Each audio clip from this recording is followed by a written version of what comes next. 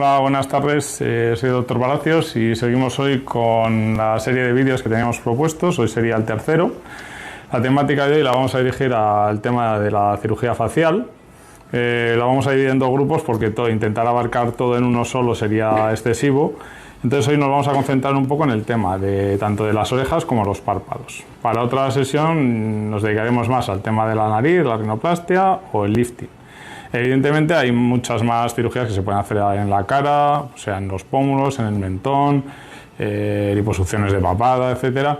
Y luego también procedimientos complementarios, como pueden ser los tratamientos de medicina estética, es decir, de rellenos con ácido hialurónico, con hidroxiapatita, o tratamientos, por ejemplo, con botox y los tensores. Intentar abarcar todo en un solo vídeo sería algo prácticamente imposible. Entonces hemos decidido separarlo en estos dos grupos, sobre todo, y en el primero de hoy pues nos dedicamos al tema de tanto de las orejas como de los párpados, ¿vale? Voy a hacer yo primero una breve introducción, lo que consiste en las cirugías, para explicarlas, y luego ya entraríamos en el bloque de preguntas para intentar responder a todas aquellas cuestiones que se hagan. Bueno, la cirugía de las orejas es una cirugía relativamente sencilla, bastante fácil de hacer en cuanto a lo que es la duración, el tiempo de recuperación es bastante bueno. Haríamos como dos grupos. Por un lado, los niños, que se suelen empezar a operar a partir de los 5 años. Normalmente entre los 5 y los 12 habitualmente vamos a necesitar la ayuda de un anestesista para hacer una sedación, mascarilla laríngea, es decir, que el niño esté dormido porque evidentemente no nos va a dejar operarle.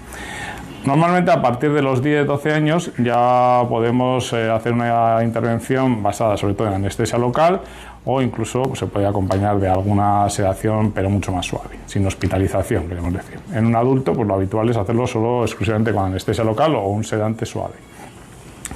Hay muchas formas de hacer la autoplastia y hay muchas técnicas. Hace poco también surgieron algunos aparatos, algunos dispositivos. Bueno, en general yo voy a contar un poco la técnica que nosotros utilizamos, ya que dependiendo del tipo de intervención que se realiza, pues puede haber mayor o menor tasa de recidivas o de fallos, ¿vale? Sobre todo los bloques a nivel quirúrgico se dividen en cómo se actúa sobre el cartílago, tanto en la parte anterior como posterior. Para que la gente lo entienda, la principal ventaja de la cirugía de las orejas es que la anestesia se hace muy fácil a través de un nervio que prácticamente duerme casi toda la oreja y luego se va reforzando. Después de eso, la incisión se coloca en la parte posterior de la oreja y se accede a la parte anterior. Y a partir de ahí, lo que nos dedicamos es a tallar el cartílago. Hay muchas causas que pueden hacer que las orejas estén deformadas o incluso hay deformidades congénitas en las cuales ni se desarrolla la oreja.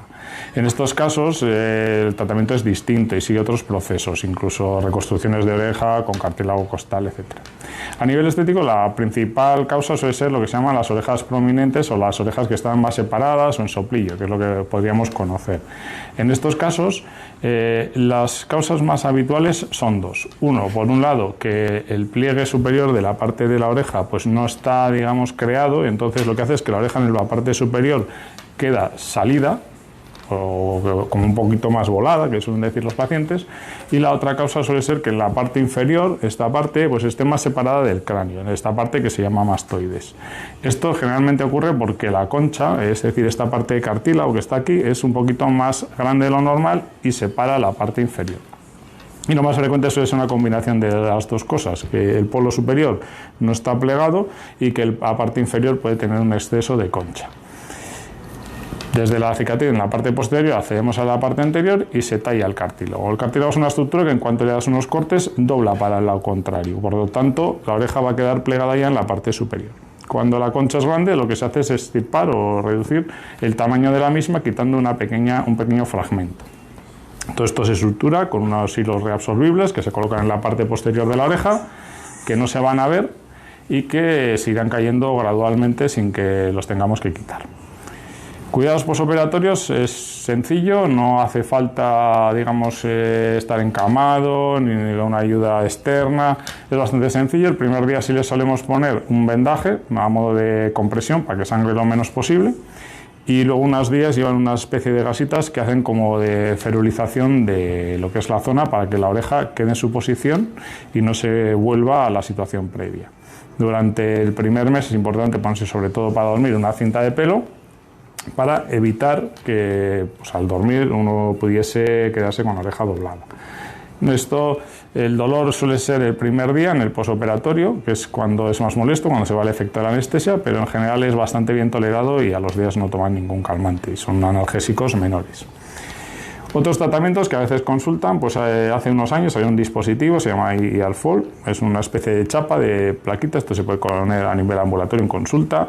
Es un procedimiento mucho más rápido, se coloca sobre el cartílago, pero aquí, como pueden ver, pues, la cantidad de tejido de protección es muy pequeña, entonces da muchas veces problemas de exposición, la placa es visible, el resultado no siempre es satisfactorio e incluso en las manos más expertas, yo viendo en algunos congresos, pues tienen tasas de fallo de en torno al 20-25%, lo cual es bastante elevado.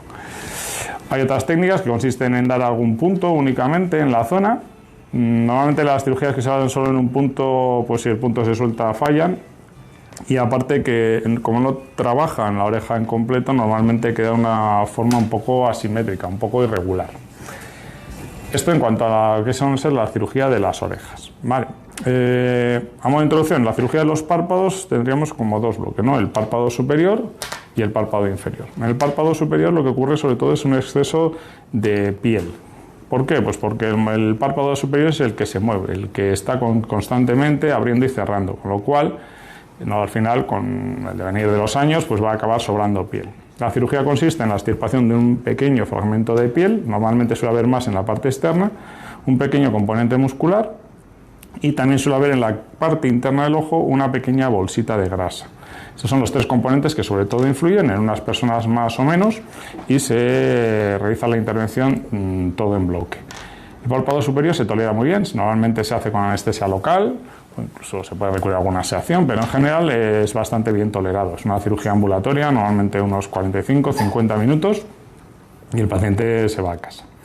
Lleva un hilo de sutura que entra por un extremo del párpado y sale por el otro y que se extrae entre 5 y 7 días. Es una cirugía fácil en el sentido del posoperatorio igual, no necesita cuidados especiales, ni estar encamado, hospitalizado ni nada. Sí es cierto que está en la cara y está a la vista, no lo podemos ocultar. Y los ojos, en cuanto tocamos un poquito, simplemente con el anestésico local, siempre algo de moratón va a salir, eso está claro. El punto se quita y al principio pues el movimiento palpebral está un poquito más lento. Luego ya gradualmente vamos moviendo, vamos rehabilitando y con ello pues el movimiento se recupera rápidamente y el aspecto. Es una cirugía muy agradecida porque siempre el párpado superior, cuando está caído, da la sensación de como de pesadez, de caída. Y la verdad es que la gente está muy satisfecha con este tipo de intervención que es relativamente sencilla y rápida. Cuando ya hablamos de los inferiores, aquí la cirugía varía un poco. La forma clásica era externamente, haciendo un corte por fuera. Hoy en día, bueno, hace ya muchos años, nosotros por ejemplo lo hacemos siempre desde dentro, se llama desde la conjuntiva. Ahí se extrae la grasa y luego, dependiendo del caso, si sobra mucha piel externamente, habrá que hacer un corte, una cicatriz justo debajo de las pestañas. Igual, es un único punto que va de lado a lado, que se quita a la semana.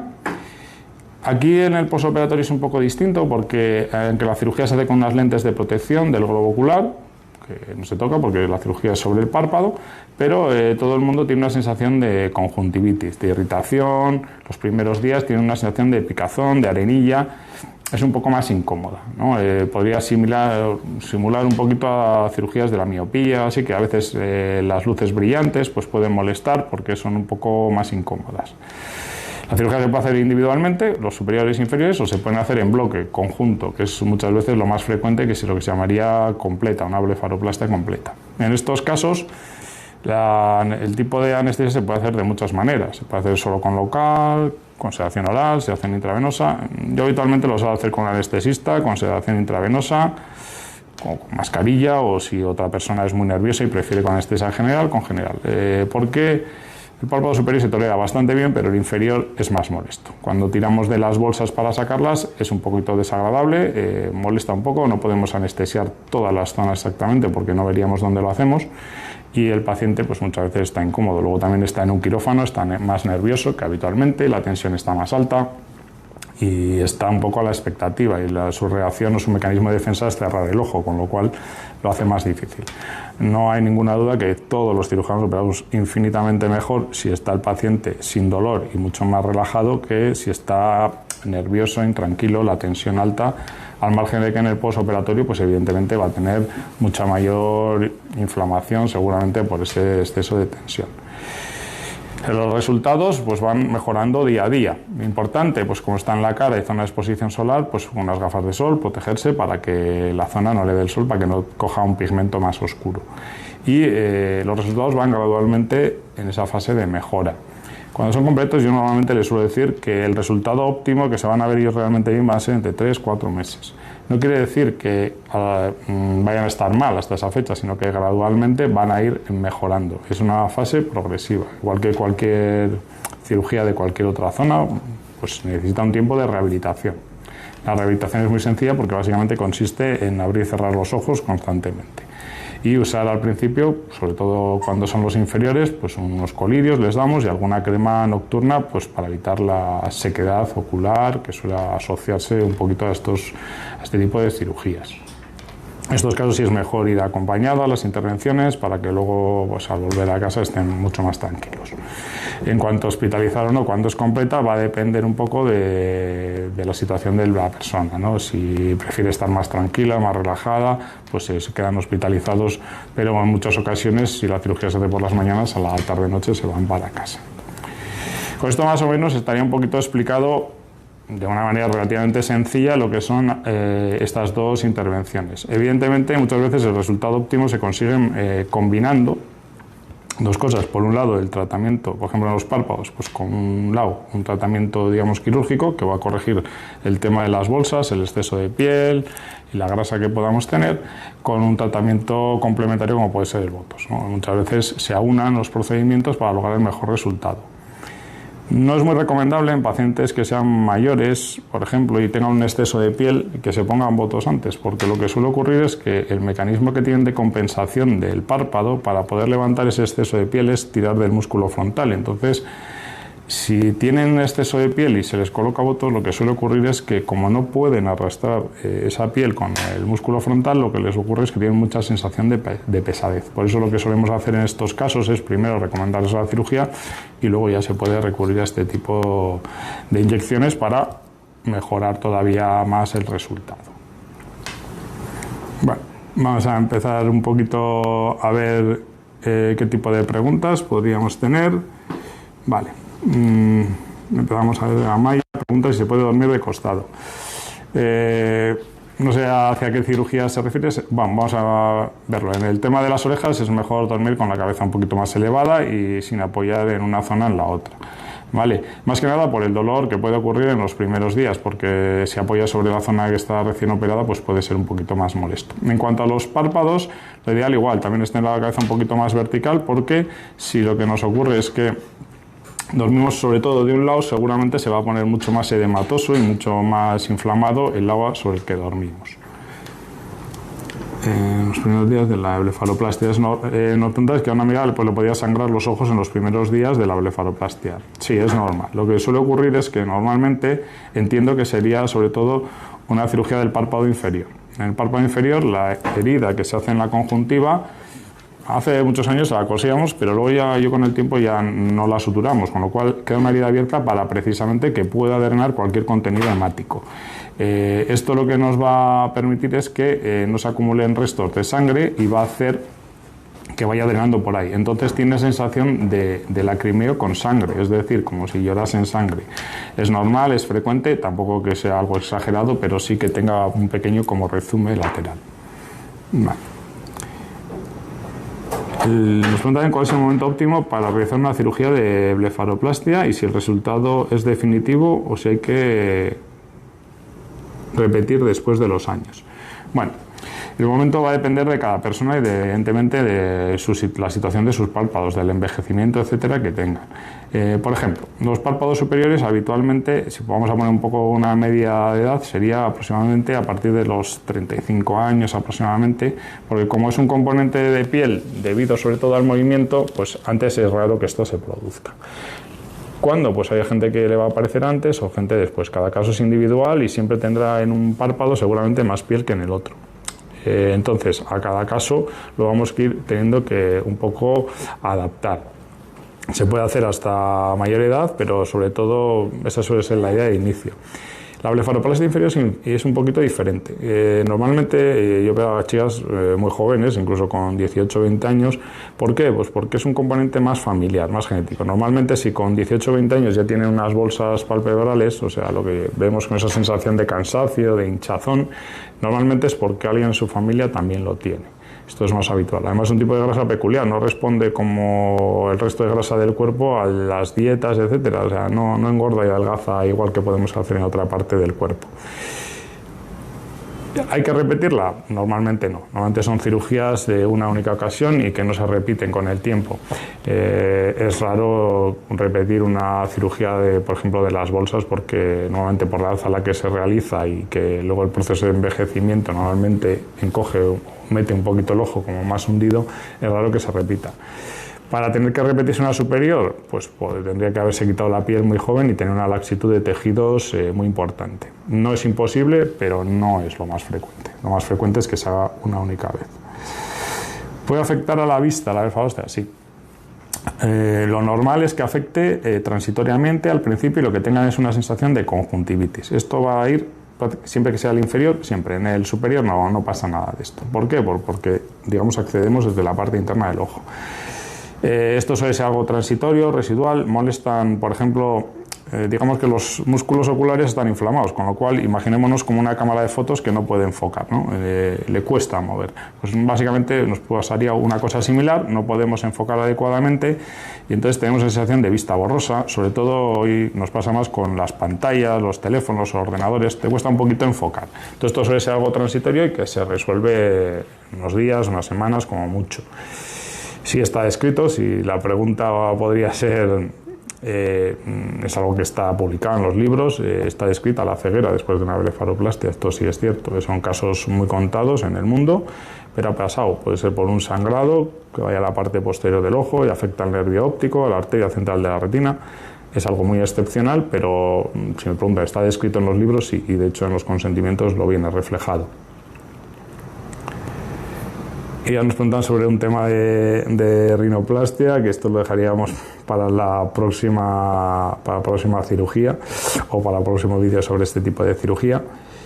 Pregunta otro comentario sobre una pregunta muy recurrente. La cirugía de los párpados nos va a permitir mejorar lo que es el exceso de piel, grasa y las bolsas. No es una cirugía que vaya a corregir la ojera. Esto es importante. La ojera, el pigmento, por así decirlo, que puede aparecer en el borde inferior del párpado, que muchas veces la gente lo asocia pues, a no dormir bien, etcétera. Un pigmento que mucha gente tiene desde joven incluso, con la cirugía de blefaroplastia no se va a corregir. Hay que recurrir a otro tipo de tratamientos. Hoy en día el que más he visto que podría funcionar podría ser la carboxiterapia, y a veces se asocia a rellenos faciales del tipo de ácido hialurónico o incluso de grasa. Hay que tener mucho cuidado porque es una zona muy fina de piel y cualquier cosa que hagamos se puede notar. Los rellenos a veces han dado problemas de edema persistente, de que la zona está inflamada y que cuesta bajar, y la grasa, pues cuando la metemos en un plano más profundo, pues no se va a ver, pero cuando es en una zona muy superficial, pues puede hacer lo que se llaman como pequeños quistes de grasa, son como bolitas pequeñas blancas que pueden ser más visibles. Vale. Las orejas también, si se llega a tener que repetir la cirugía de las orejas, bueno, en mi experiencia he tenido que repetir, digamos, volver a hacer una oreja a nadie porque se la haya vuelto a separar. Vale, podría hacerse algún ajuste en alguna cicatriz o alguna cosa pequeña, pero no es una cirugía que tampoco se repita. Normalmente es una cirugía definitiva y probablemente casi de las únicas que es el efecto instantáneo, vamos. O sea, en el mismo momento que la haces, más o menos puede costar unos 15 minutos, 20 hacer cada oreja, ya está pegada desde el principio. También está inflamada, está hinchada y va a tardar un tiempo en que se quede otra vez fina. Ocurre un par de meses aproximadamente, que va a ser el tiempo hasta que vuelva a estar otra vez definida completamente. Ventaja, pues que la cicatriz estaría por detrás y no se va a ver nunca. Pregunta si es posible la retirada de bolsas de grasa en el párpado inferior sin cirugía. Yo en mi experiencia, si son bolsas de grasa las que sacamos habitualmente, o que cuando uno mira hacia arriba se van a ver, o que si aprietas el ojo salen, Sin cirugía no va a salir. Este tipo de grasa no se puede aspirar. Y se puede hacer, alguna vez me han preguntado si se puede hacer liposucción o con una jeringa y una aguja. Eso es imposible. Eso no va a funcionar nunca, porque al final es un tipo de grasa que lo que ha ocurrido es por una debilidad de las estructuras del párpado, digamos, que ha proyectado hacia adelante. La única opción es, bajo mi punto de vista, es extirparla. Lo demás va a ser probablemente perder el tiempo, dinero y no va a lograr ningún resultado. Al margen de los riesgos, a mí no se me ocurriría pinchar ahí con una jeringa o una aguja e intentar aspirar algo por el riesgo que podemos provocar.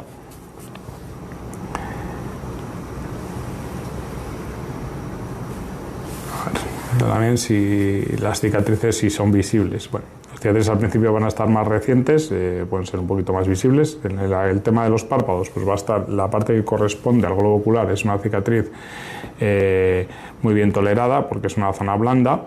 En la parte lateral, hacia el hueso, pues cuando está el hueso muy cerca, se suele poner un poquito más dura, pero luego desaparece. Al principio están un poquito rojas, pero luego se clarean y luego son prácticamente invisibles. Es muy raro que muy poco frecuente que una cicatriz del párpado sea de mala calidad. En el de abajo hay que tener más cuidado, porque el de abajo, si se quita mucha piel, podría quedar el ojo un poquito bajo, un poquito expuesto, que se llama ectropia.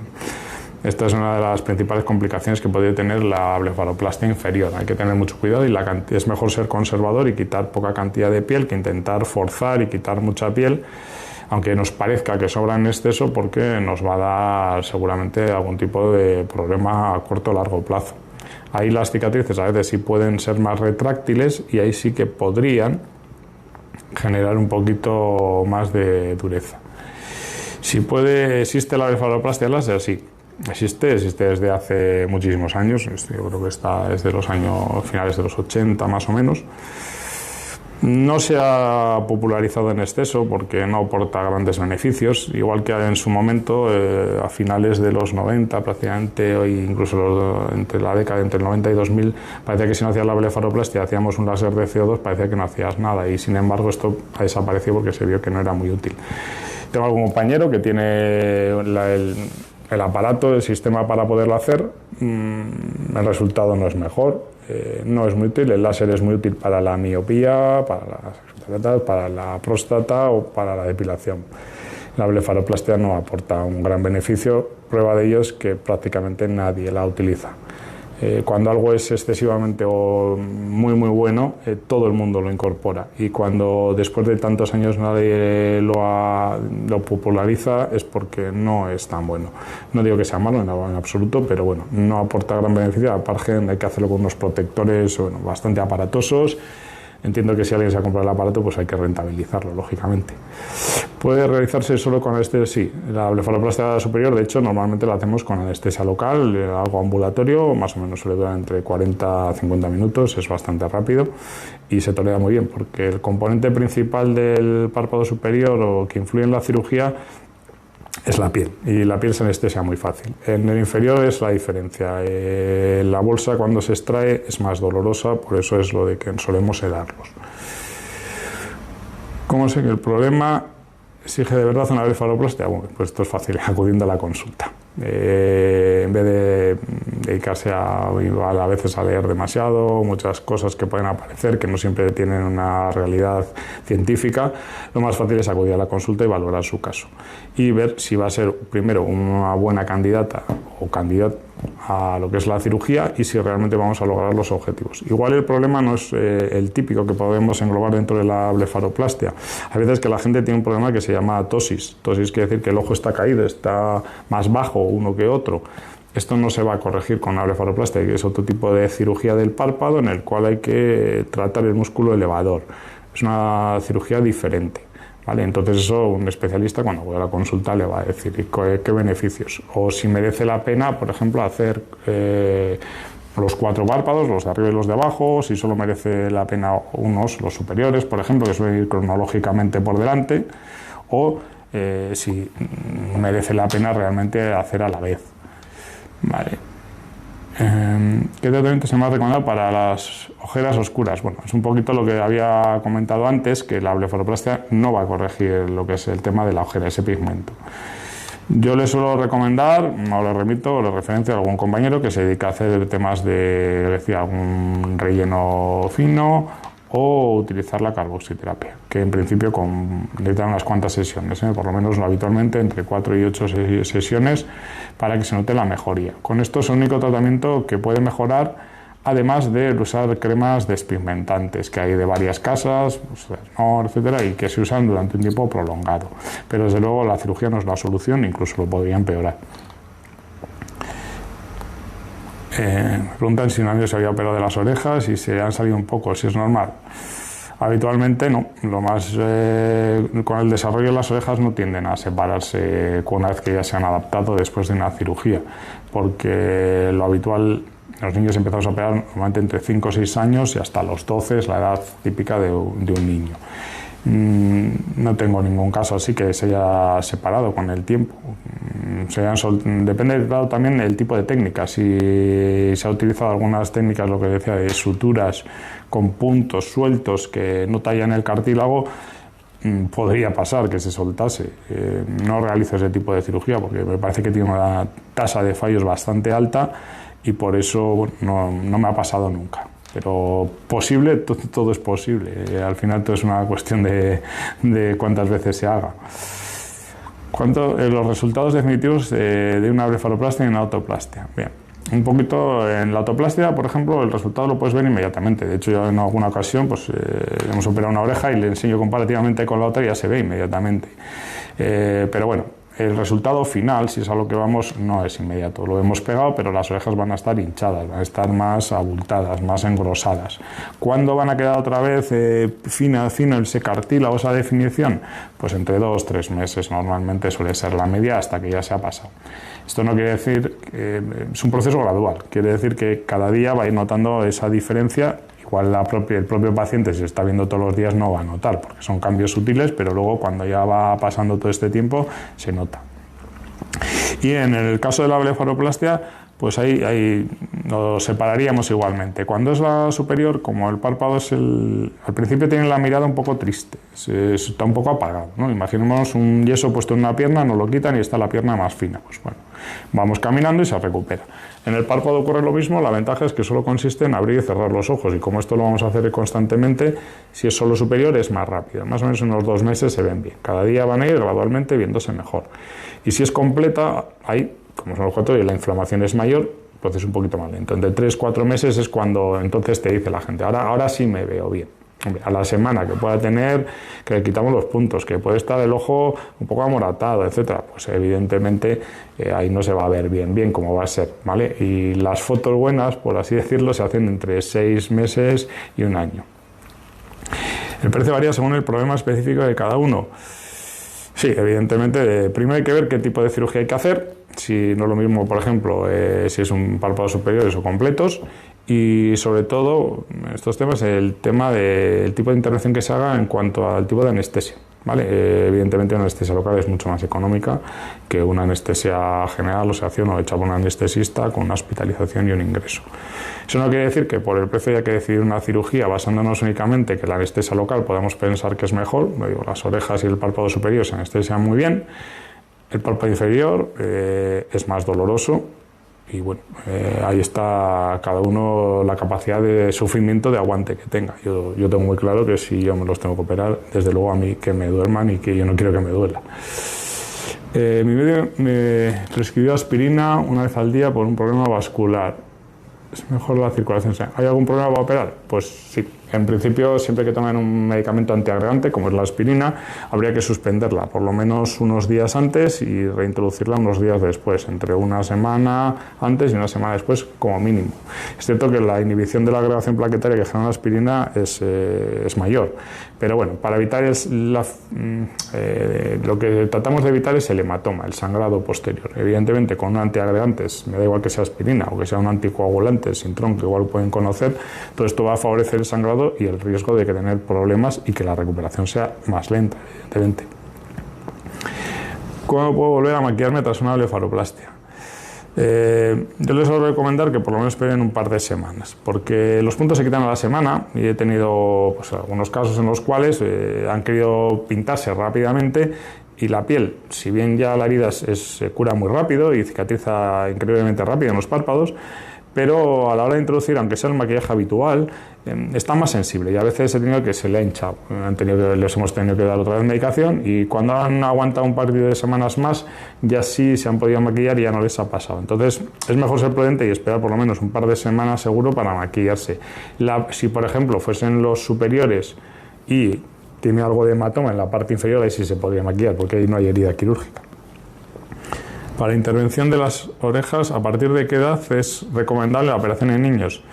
Normalmente se empezamos a operar a partir de entre 5 y 6 años, que ya más o menos la oreja no es que haya alcanzado el tamaño definitivo, pero lo que es la forma, el pliegue, la deformidad que pueda tener ya es visible. Estamos hablando de las orejas, digamos, típicas, habituales, separadas en soplillo. ¿Vale? No vamos a hablar de cirugía reconstructiva de la oreja, que sería otro tema aparte.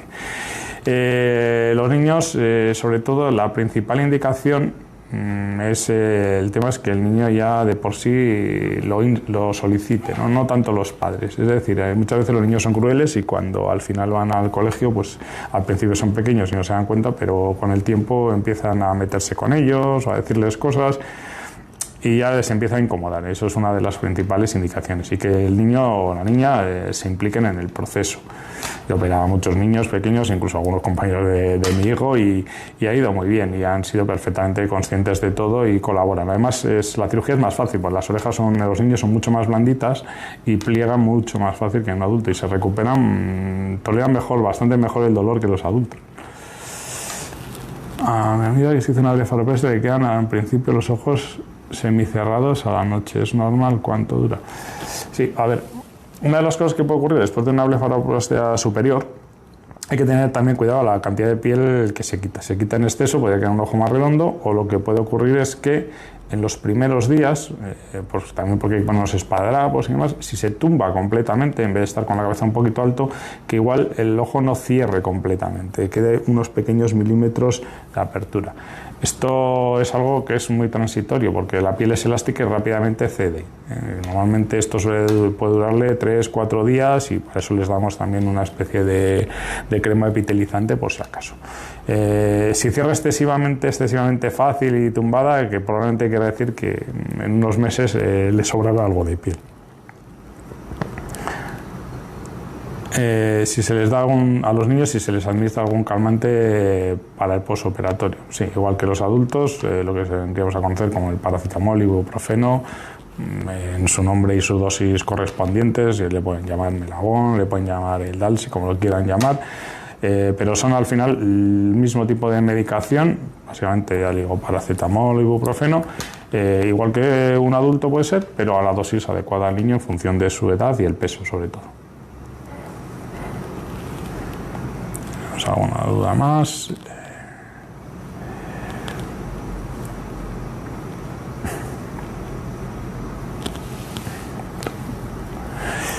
La pregunta es si a veces puede ocurrir que se dañen las pestañas en la cirugía. Es una buena pregunta porque hay ocasiones en las que puede ocurrir. Esto ocurriría en el párpado inferior porque con la idea de ocultar la cicatriz al máximo, lo que hacemos es aproximarla mucho al borde libre, cerca de las pestañas, para que no se vea. Evidentemente, si la cicatriz fuese más baja, no dañaríamos a las pestañas, pero claro, entonces se vería.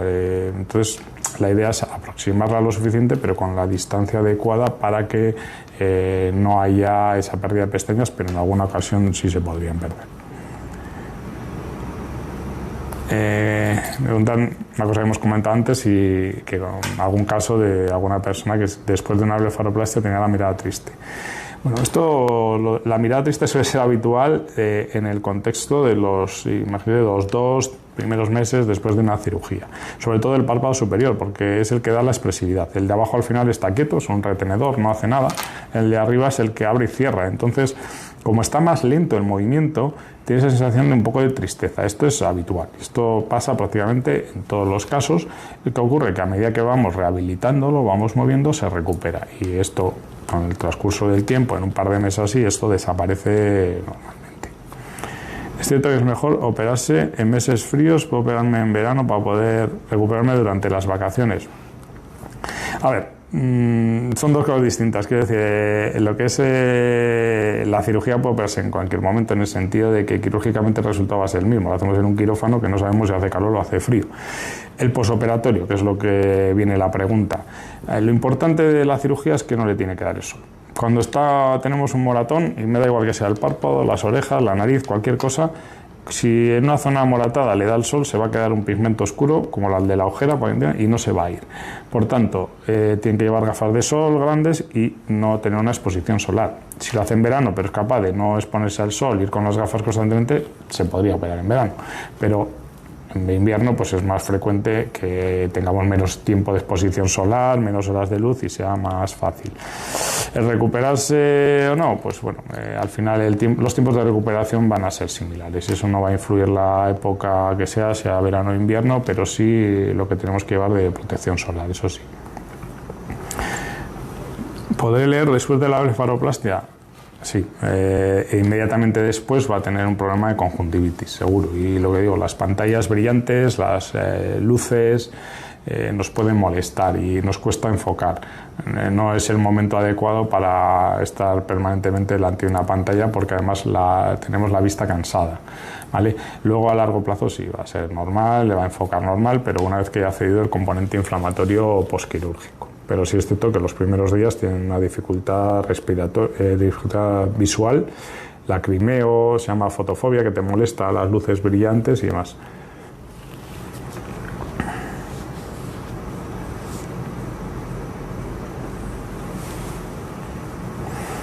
Bueno, en principio tenemos alguna pregunta más, pero bueno, yo creo que con este ya más o menos hemos podido abordar casi todas las cuestiones que querían preguntarnos sobre estas dos cirugías que hemos enfocado en el primer vídeo a nivel facial.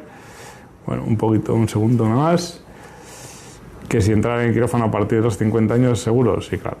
Lo que es importante no es tanto la edad que tengamos en el carnet de identidad, sino en nuestro estado de salud general. Para eso hay que acudir a la consulta, valorar su caso y determinar si es bueno o no candidato. Igual si tiene pluripatologías, muchas enfermedades, pues igual no es un buen candidato. O igual hay que reducir las posibilidades. Igual, por ejemplo, en anestesia local de solamente unos párpados superiores, pues puede ser tolerable. Igual no es un buen candidato a una anestesia general si fuese completo, y habría que restringir un poco el tipo de intervención. Pero calcule que la edad más frecuente que pueden operarse unos párpados superiores va a ser entre los 45 y los 60 años. Esa es la edad media en la que solemos hacer la cirugía. No es frecuente una blefaroplastia superior con 30 años, por ejemplo. Bueno, pues con esto yo creo que ya tenemos más o menos resueltas todas, y en el siguiente vídeo pues les emplazaremos a otra parte de cirugía facial ya más enfocada hacia la rinoplastia y el lifting, que serían las otras dos principales cirugías que se hacen. Podremos hacer comentarios o dejar para otro vídeo algunos otros temas como la mentoplastia, la cirugía de los pómulos, las bolas de Bichat, etcétera, o los rellenos faciales o tratamientos de botox. Pero bueno, casi las 4 principales cirugías que hacemos, que son párpados, orejas, nariz y lifting, pues vamos a agruparlas en 2 vídeos para que sea más llevadero y sea más fácil responder a todas las preguntas. Bueno, muchas gracias a todos por su atención y nos vemos en el siguiente vídeo.